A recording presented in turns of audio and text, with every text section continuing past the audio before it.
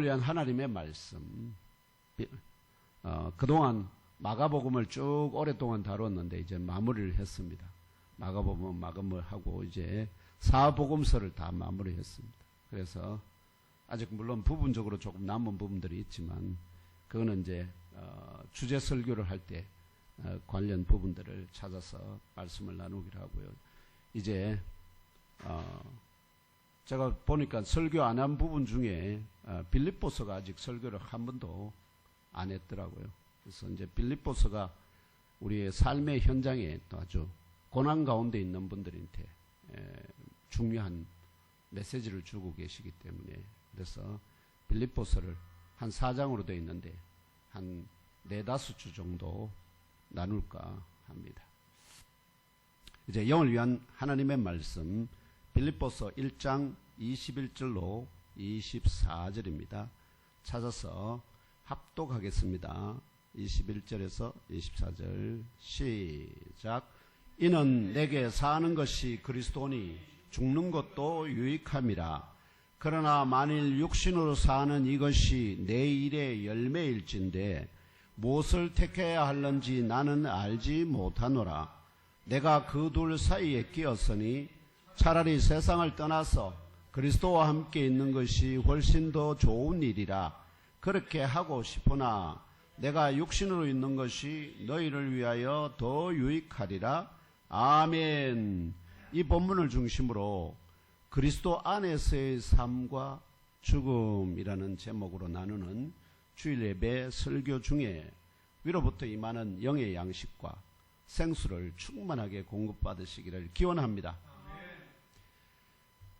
하나님의 아들 되심에도 그 자리를 내려놓으시고 죄와 사망의 종된 택한 자들을 구원하시기 위하여 육신의 몸을 입으시고 나사렛 예수로 성육신하신 그리스도께서 3년간의 공생애를 마치는 날에 십자가에 못 박혀 죽으셨지만 3일째 새벽에 죽음을 이기시고 다시 살아 부활 승리하신 후 40일간 지상에서 택하신 증인들에게 보이시고 하늘로 올려지사 하나님 우편에 앉으신 예수 그리스도의 요청으로 창조주 여호와 하나님으로부터 보내심을 받은 성령 하나님께서 강림하심을 기억하고 기념하는 오늘 성령 강림절 주일에 경산 예몸교에서 올려드리는 신령한 예배에 참석하신 형제 자매들과 온 가족 모두 6월 둘째 주간도 영육이 더욱 강건하시기를 기원합니다. 아멘. 범사가 형통하기를 축원합니다.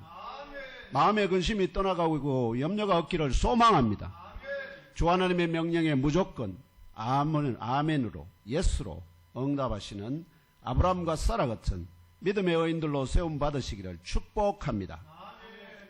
사랑하는 예몸교회 성도 여러분, 오늘 우리는 사도 바울이 빌립보 교회에 보낸 편지 빌립보서 1장을 중심으로 특별히 21절로부터 24절까지의 말씀을 살펴보며 성도된 우리의 삶과 죽음 그리고 하나님이 우리에게 주신 사명에 대해 함께 나누고자 합니다. 빌립보서는 옥중에서 바울이 기록한 기쁨의 서신입니다. 감옥에 갇혀 있는데 뭐가 기뻐서 기쁨의 서신을 쓰고 있을까요? 감옥에 갇혔는데도 너무 기쁘다는 거예요.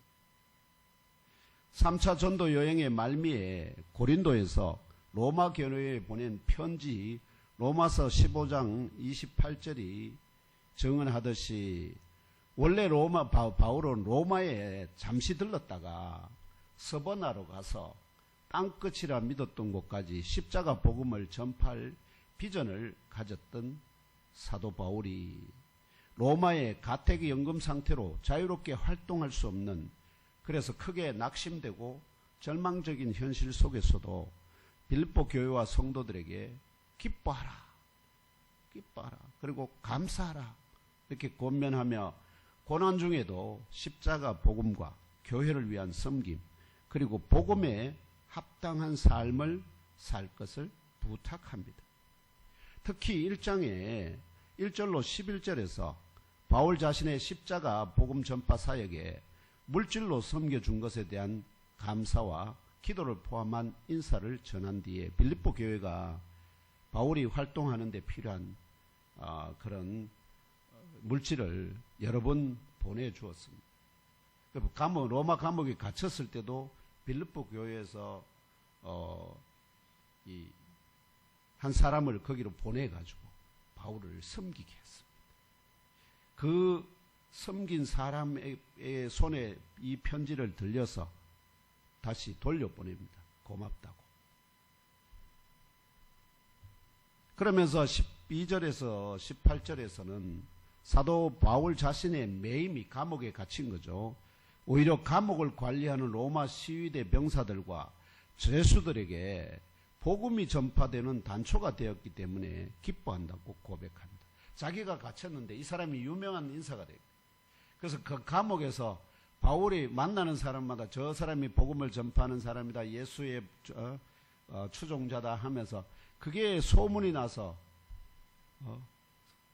도대체 예수가 누구? 그러면서 그 복음이 결국 전파가 됐다는 거죠. 로마 감옥에. 그리고 그 로마 군대들 사이에서. 이어지는 19절 이하에서 바울은 복음을 위해 고난받는 자신을 자랑스럽게 여깁니다.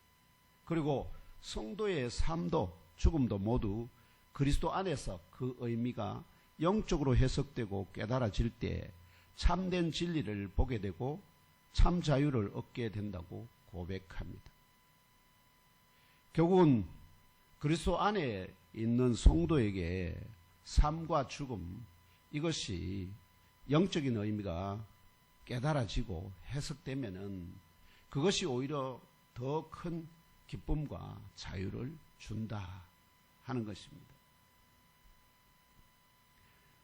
그래서 빌립보서 1장에 적시된 사도 바울의 고백은 현실의 벽 앞에서 질병과 연약함, 기대의 절망과 심령의 갈증 가운데 연몽교에 지체된 저와 형제 자매 여러분이 어디를 바라보고 무엇을 소망하며 어떻게 살아가야 하나 고민하게 될 때 늘 상고해야 될 주 하나님의 응답이십니다.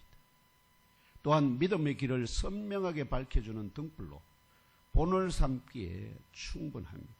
그래서 내가 어디로 가야 될지 모르겠다 하거든 어디를 읽으라고요? 빌립보서 1장을 읽으시라. 빌립보서 1장을 읽으시라.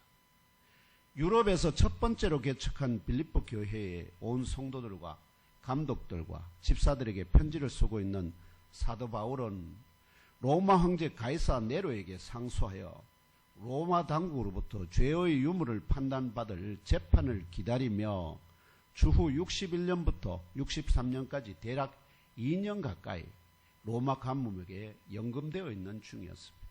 이후에 나중에 다시 한 번 더 조금 풀려났다가 다시 연금이 되는데요. 그러고는 결국은 네로가 미쳐서 날뛰면서 결국은 이 목이 잘려서 죽는 그런 사형을 선고받게 돼 사형을 당하게 됩니다. 그래서 이 유죄 판결을 받고 사형을 당할 수도 있는 위기에 직면한 사도 바울은 오히려 자신의 옥에 갇힘을 통하여 땅끝이라 믿었던 서바나까지 십자가 복음을 전파하려는 비전이 방해를 받아 실망할 수 있는 상황임에도 불구하고 그리스도의 복음이 로마 감옥에 갇힌 자들과 간수들에게 전파되는 역설적인 상황을 체험하면서 자기가 전파한 게 아니라 어떻게요? 바울을 시기하고 질투하는 사람, 또 바울을 좋아하는 사람, 이 사람들이 뒤엉켜가지고 어떤 사람은 질투로 복음을 전하고 어떤 사람은 어떻게요? 저와 참으로 진실로 복음을 전하고 이렇게 해서 로마 시위대 감옥을 관리하는 자들과 죄수들에게 복음이 그냥 전파되게 하는 그것을 체험하면서 이게 자기가 하는 일이 확실히 아니다는 것을 깨닫게 되죠. 그리스도 안에서의 그래서 그리스도 안에서의 성도의 삶과 죽음은 모두 유익하다. 사는 것도 유익하고 죽는 것도 유익하다. 특별히 육신 안에 오늘도 거하여 살게 하시는 하나님의 뜻은 성도 자신을 위한 것이 아니라는 겁니다. 우리가 내가 살아있는 게 나를 위한 게 아니라. 그럼 누구를 위한 걸까요? 오히려 다른 택한 자들을 위한 것이다. 는 깊은 영적 진리를 들려줍니다. 영의 귀로 들으시기를 축복합니다. 내가 살아있는 건 나를 위한 것이 아니라, 물론 그리스도 밖에 있는 사람들은 자기가 살아있는 게 자기를 위한 것입니다. 그러나 그리스도 안에 있는 사람은, 성도들은 나를 위한 것이 아니라 이웃을 위한, 또 우리의 베스트를 위한, 내 가족을 위한 그런 섬김을 위한 것이다 하는 영적 진리를 들려줍니다. 또 영의 귀로 들으시기를 축복합니다. 그렇다면 오늘 말씀 21절로 24절이 증언하는 바 성도의 삶과 죽음이 그리스도 안에서 또한 그리스도를 위한 것이라는 명제가 가진 영적 의미가 무엇일까요? 이 명제를 상고하는 가운데 오늘 예몸교회 주일 예배에 참석하신 형제자매 여러분 모두 예몸교회의 머리 대신 나사렛 예수 그리스도의 명령을 듣고 순종하는 그 몸의 한 지체로서 감옥에 갇히거나 절망하거나 질병이나 통증 때문에 사는 것보다 죽는 것이 더 낫다는 생각이 들 때마다 그리스도 안에서의 죽음보다 살아있음이 얼마나 큰 소망이며 큰 복인지를 깨달아 아시기를 축원합니다. 첫째, 그리스도 안에서 이 삶과 죽음의 의미에 대해서 사도 바울은 21절에 이렇게 고백합니다. 이는 내게 사는 것이 그리스도니 죽는 것도 유익함이라. 유익하다 이런 말은 남는다, 손해가 아니라 어떻게 해요? 죽는 것도 내게는 해가 아니라 손해가 아니라 뭐가 된다? 이익이 된다. 이익이 돼. 여러분 이익이 되면 뭐든지 하죠. 장사회가 손해 나면 뭐든지 안 하지만 이익이 된다면 뭐든지 할 수 있잖아요. 그런데 죽는 것도 그리스도 예수 안에서 죽는 것도 뭐가 있다고요? 이익이 남는다. 남는 장사라. 남는 장사. 성도 여러분, 여러분의 삶은 누구를 위하여, 무엇을 위하여 존재합니까? 자식을 위해서 존재합니까? 아니면 자기 자신을 위해서 존재합니까? 부모를 위해서 존재합니까? 세상이 평가하는 성공, 건강, 평안은 그것이 상아타처럼 크게 쌓았다 하더라도 한순간에 빠르게 무너질 수 있습니다. 큰 기대가 무산될수록 심령이 더 공허하고 공황 상태가 됩니다. 이번에 아마 대통령 선거하고 난 다음에 하나님이 역사하실 것을 크게 믿었고 막 그것을 위해서 불철주야 막 금식하며 기도했던 사람들한테 아마 공황 상태와 같이 되었을 것입니다. 또한 병과 통증이 육신을 짓누를 때 우리 안에 이런 생각이 들 때가 있습니다. 차라리 이 모든 고통을 벗어나 속히 하나님 품에 안기고 싶다. 그런 생각 할 수 있죠. 바울 역시 죽음을 그저 두려워하지 않습니다. 그냥 그렇게 됐으면 좋겠다고 생각을 합니다. 오히려 그런데 바울은 죽음 너머에 있는 그리스도와의 온전한 연합을 갈망합니다. 왜냐하면 그걸 바라보기 때문에 죽음을 두려워하지 않는다는 겁니다. 그러나 단순히 빨리 이 땅을 떠나고자 하는 소망에 머무르지 않고 바울은 한 걸음 더 나아가서 이 땅에서의 현재의 감옥이나 병마에 갇힌 삶도, 감옥에 갇혀있는 그 삶도, 또 병마에 갇힌 삶도 그리스도 안에서 충만한 의미로 채워갈 수 있다고 증언합니다. 이 성도의 삶과 죽음은 마치 뭐와 같으냐면은 겨울에 내리는 눈과 같습니다. 겨울에 눈이 내리면 눈은 이 땅을 덮고 근데 아무것도 열매 맺지 못하게 하잖아요. 맺지 못하는 때에 눈이 오지만 근데 이내 녹아서 스며들어 땅을 적시고 결국은 씨앗이 싹트게 하는 보이지 않는 유익을 남깁니다. 죽음 역시 우리의 눈에는 끝과 같은 모습이지만 그리스도 안에서의 죽음은 하늘의 영광에 있다 했습니다. 왜? 죽음과 함께 우리의 영이 하나님의 은혜를 입어서 영의 몸을, 신령한 몸을 입고 하나님께로 돌아가서 그리스도를 만나게 될 거니까. 그래서 하나님과의 완전한 연합을 이루게 됩니다. 반면에 아직 이 땅에 남아있는 것은 이 땅에서 그리스도의 향기를 전하고 다른 이들의 믿음에 씨앗을 뿌리는 시간이다 하는 것입니다. 삶이란 하나님이 허락하신 은혜의 마당이고 죽음이란 더 이상 슬픔과 고통이 없는 천국의 잔치로 나아가는 길목입니다. 그래서 바울은 혹여 저와 형제자매 여러분이 지금 큰 기대가 산산조각나고 앞이 보이지 않는 영적 공황 상태 속에 있더라도 혹은 병의 통증으로 인해 극심한 고통을 겪고 있으면서 이대로 빨리 육신을 벗어버리고 주님께로 가고 싶다 여기는 마음이 크더라도 바울은 오늘 말씀을 통해 이렇게 권면합니다. 지금 이 자리에서 그리스도 안에 있는 나로 살아가라. 지금 이 자리에서 그리스도 안에 있는 나로, 그냥 나의 나로 살지 말고 그리스도 안에 있는 나로 살아가라는 겁니다. 삶이 힘겨워 보일지라도 내 존재의 이유가 내 고통이나 상실에 있는 것이 아니라 바로 예수 그리스도 안에 있음을 기억하시기 바랍니다. 우리의 삶은 예수 그리스도 안에 있다는 것입니다. 그리스도 안에서의 성도의 삶과 죽음은 둘 다 은혜의 사건입니다. 사는 것도 은혜요, 죽는 것도 은혜입니다. 이 땅에 머무는 시간마저 하나님이 허락하시는 귀한 사명임을 잊지 마시기를 축원합니다. 군인에게 명령을 내려서 어떤 사명을 전투를 수행하라고 했는데 군인이 너무나 적이 강하고 두려워서 스스로 어떻게 자결하는 것은 비겁한 행위입니다. 어떻게 해야 될까요? 주님은 모든 것이 가능한 끝까지 싸워서 승리할 그런 비전을 가지고 주님 앞에 자신을 던지는 것이 마땅한 줄 믿습니다. 그래서 바울은 22절에서 이렇게 고백합니다.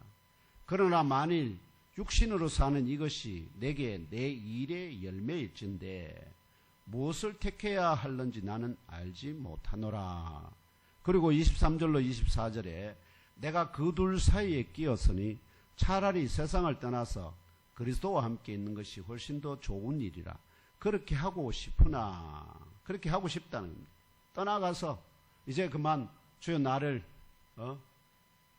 데려가소서. 엘리야도 그렇게 고백했죠. 이제 나를 그만 데려가십시오. 그렇게 하고 싶지만 내가 육신으로 있는 것이 너희를 위하여 더 유익하리라. 이렇게 고백합니다. 바울은 지금 이 땅에 남아 육신을 입고 살아가는 것이 자신의 사명을 위한 열매이기 때문에 자신이 선택할 수 있다 하더라도 삶과 죽음 가운데 무엇을 선택해야 하는지 알게 하심을 받지 못했다고 고백합니다. 여기 알지 못하느라 보였지만 주께서 이게 좋다 저게 좋다고 콕 집어서 말씀하시지는 아니하셨다 하는 것입니다. 이렇게 삶과 죽음 둘 사이에 자신이 꽉 끼어있음. 이쪽을 돌리면 삶이고 이쪽을 돌리면 죽음입니다. 이쪽을 돌리고 저쪽을 돌리면 그러면은 이쪽도 못 돌리고 저쪽도 못 돌리고 있는 그런 끼어있기 때문에 자신의 욕망은 뭐냐? 자신 속에서 내면에서 뭐라고 얘기하느냐? 차라리 세상을 떠나서 그리스도와 함께 있는 것이 훨씬 더 좋은 것이라고 자기에게 속삭이지만 속삭인다는 겁니다. 이만마 세상 떠나는 게 안 좋겠나? 그렇게 속삭이지만 자신이 육신 안에 살아있는 것이 빌립보 교회의 성도들, 하나님의 택하심을 입은 사람들에게 여전히 유익이 된다는 사실을 깨닫습니다. 나의 삶이, 내가 살아있음이, 나는 떠나고 싶은 마음이 내면에서 말하고 있지만 그러나 내가 살아있음이 누군가에게는 뭐가 된다는 거죠? 유익이 있다는 거죠. 유익이 있다.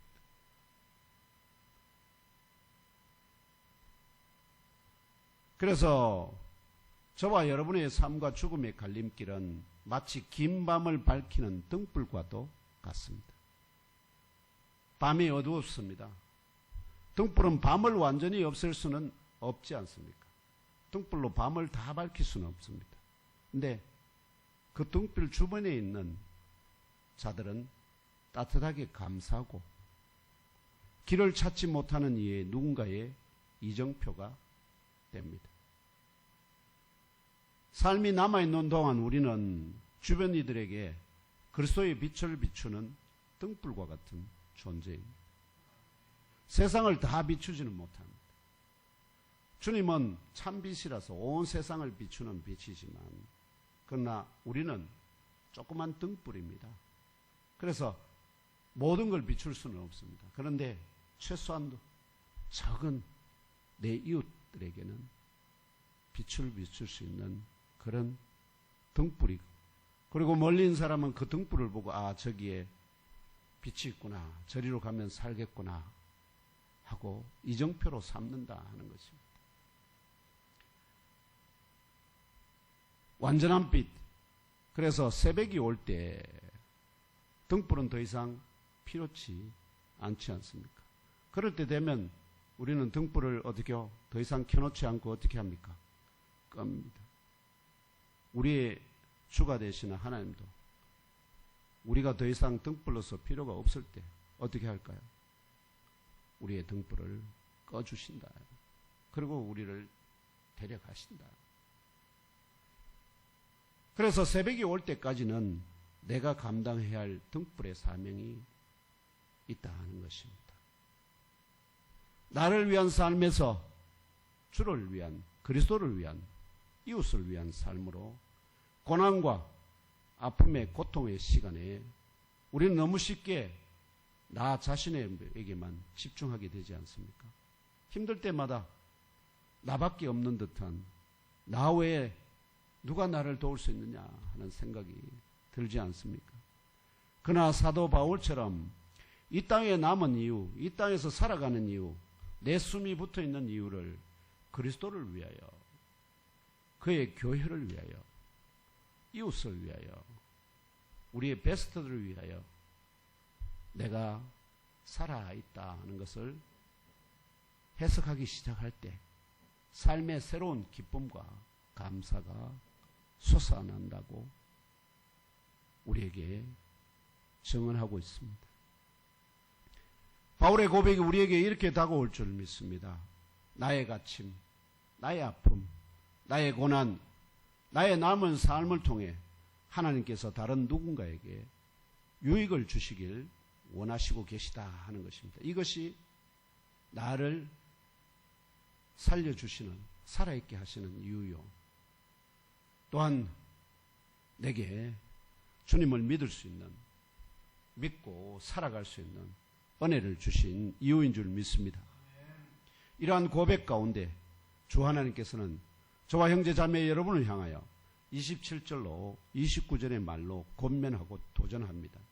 찾아서 함께 읽으며 알아봅시다. 오늘 말씀 뒤에 이어지는 27절에서 29절입니다. 찾아서 함께 읽으며 알아봅시다. 시작. 오직 너희는 그리스도의 복음에 합당하게 생활하라. 이는 내가 너희에게 가보나 떠나 있으나 너희가 한 마음으로 서서 한 뜻으로 복음의 신앙을 위하여 협력하는 것과 무슨 일에든지 대적하는 자들 때문에 두려워하지 않으는 일을 듣고자 함이라.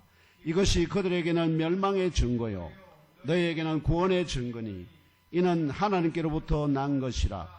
그리스도를 위하여 너에게 은혜를 주신 것은 다만 그를 믿을 뿐 아니라 또한 그를 위하여 고난도 받게 하려 하심이라. 아멘. 이 그리스도의 복음에 합당하게 생활하는, 사는 저와 여러분의 기도가 누군가를 살린다는 것입니다. 또한 저와 여러분의 인내가 예몸교회 공동체를 세우게 합니다.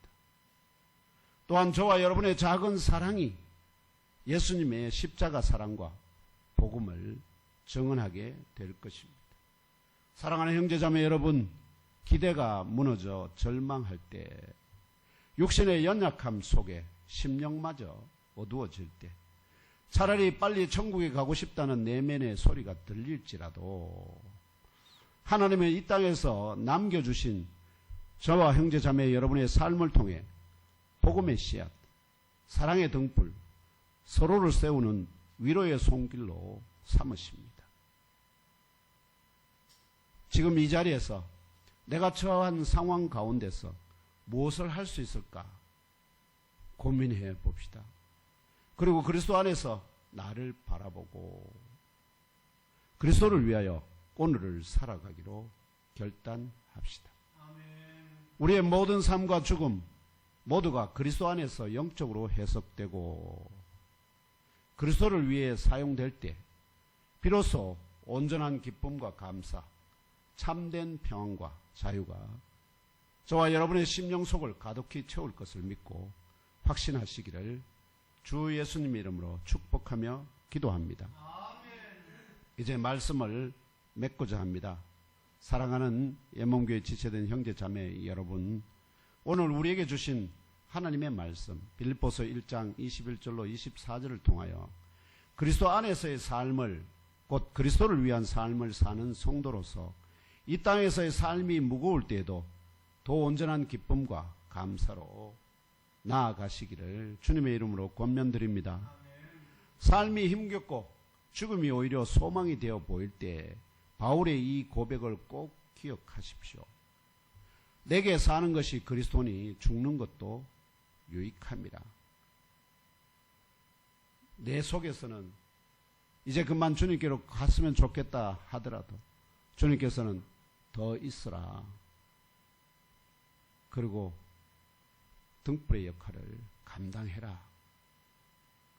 고통스럽고 힘들더라도 더 좋은 것을 위한 인내의 시간으로, 그래서 너희는 그리스도의 복음에 합당하게 생활하라. 이렇게 권면하신 것을 기억하시기를 바랍니다. 삶도 죽음도 오직 그리스도 안에서 의미가 있고 그리스도를 위하여 존재할 때 아름답습니다. 우리가 살아있는 오늘은 내가 이루는 것이 아닙니다. 이미 내 안에 계신 그리스도의 생명이기에, 그리고 그 남은 숨결마다 그리스도께서 필요하다 하실 때까지, 즉 그리스도께서 이제 내가 필요하니 그만 와 이렇게 할 때까지 내 곁에 이웃들과 베스트들을 향해 마지막 복음의 등불을 켜서 비추고 복음의 씨를 그 심령에 뿌려봅시다. 그리스도 앞에 서는 그날까지 오늘도 그리스도 안에서, 그리고 그리스도를 위하여 살아내시는 참 영적 용기와 기쁨의 사명을 다하시는 복된 예몽교회의 지체들 되시길, 또한 아브라함과 사라 같은 믿음의 의인들 다 되시기를 주 예수 그리스도의 이름으로 축복하며 기도합니다. 아멘.